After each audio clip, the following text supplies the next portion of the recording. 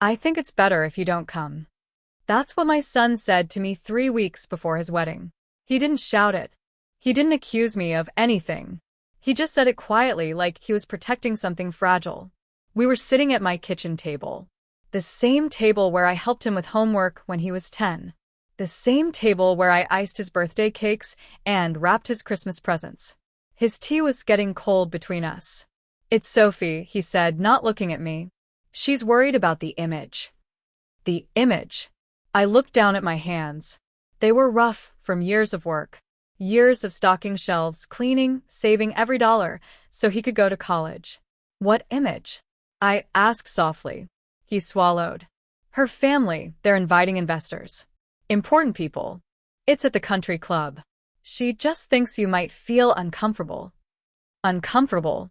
That's a polite word for embarrassing. I nodded slowly. "I don't want to ruin anything for you." He squeezed my hand. "Thank you for understanding, Mom." Understanding. After he left, I stood in the kitchen for a long time. The clock ticked louder than usual. I washed his untouched cup like it had disappointed me. It had always been just me and Daniel. His father died when Daniel was 8. From that day forward, I was mother and father both. I packed lunches at dawn. I worked double shifts. I stayed up late helping him study even when my feet ached. When he graduated college, he hugged me so tight and whispered, "I couldn't have done this without you."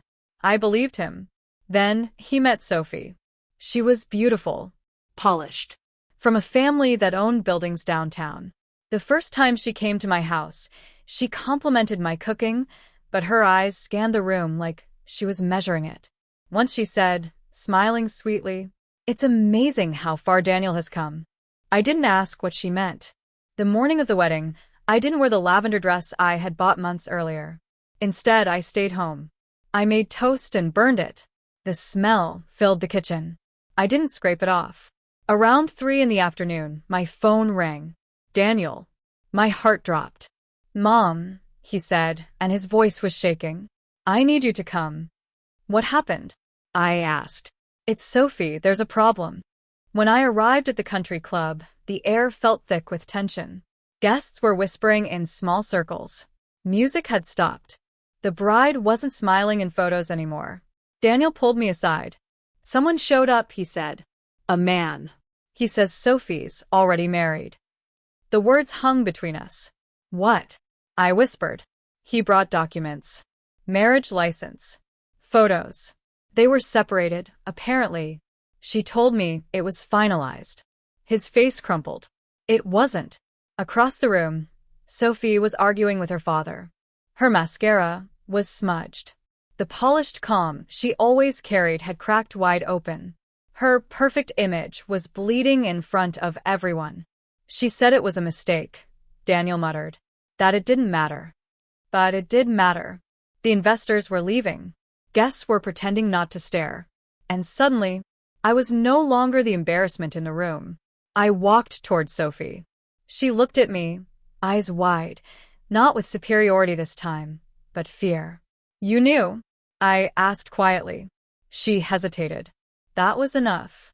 Daniel stepped back from her like he'd touched something hot. The wedding was canceled within the hour. White roses wilted in the heat.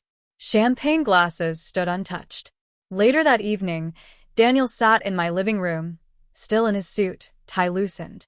"I'm sorry, Mom," he said. His voice was small again, like when he was a boy. "I chose the wrong things." I didn't say, "I told you so." I didn't remind him of the lavender dress hanging in my closet. I just handed him a cup of tea. "People who care about image," I said gently, "sometimes forget about integrity." He nodded, eyes red. "I was ashamed of where I came from," he admitted.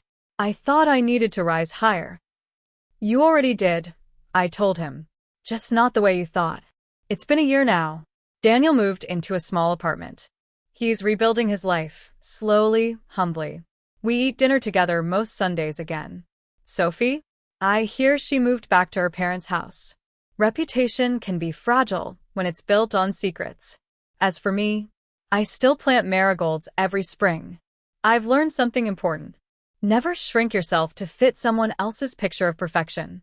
And never be ashamed of the hands that built the life your children stand on. Tell me, if your child asked you to stay away on the most important day of their life, would you have gone anyway? Let me know in the comments. And if you believe dignity always wins in the end, don't forget to subscribe. Red Heart.